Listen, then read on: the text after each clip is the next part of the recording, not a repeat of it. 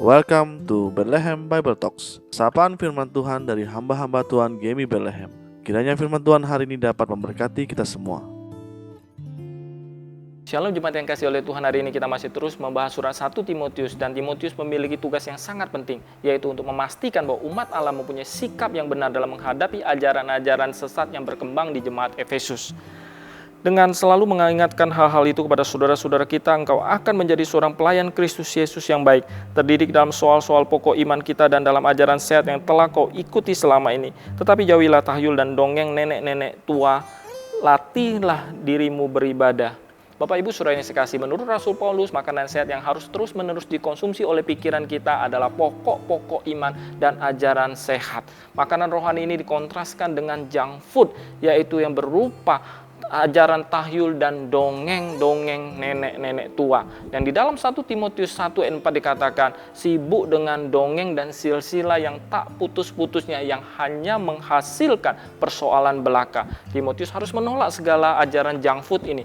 Dalam zaman hari-hari ini, tidak sedikit orang coba mengurai Alkitab seperti kode-kode rahasia, menghitung hari, tanggal, dan arti-arti yang tersembunyi dari huruf-huruf Alkitab dalam bahasa Ibrani.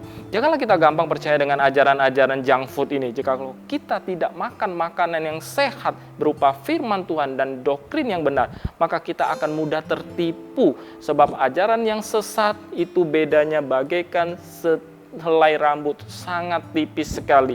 Oleh sebab itu Paulus berkata, latihlah dirimu beribadah. Kata latihlah ini gimnastik, berasal dari kata bahasa Yunani yang memiliki arti berpakaian minim atau telanjang.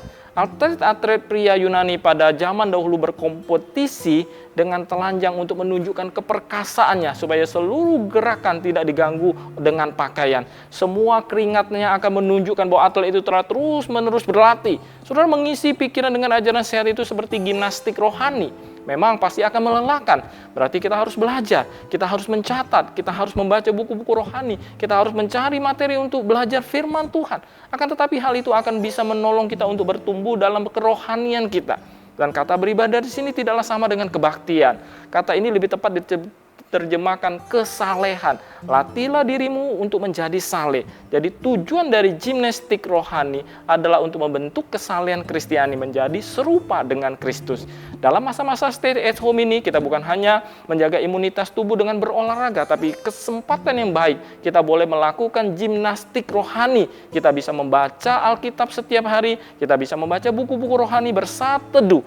Dan ketika Bapak Ibu sudah melakukan gimnastik rohani, maka pertumbuhan iman dan rohani kita akan semakin baik. Kiranya Tuhan memberkati kita. Amin. Demikianlah Bible Talks hari ini. Tuhan Yesus memberkati.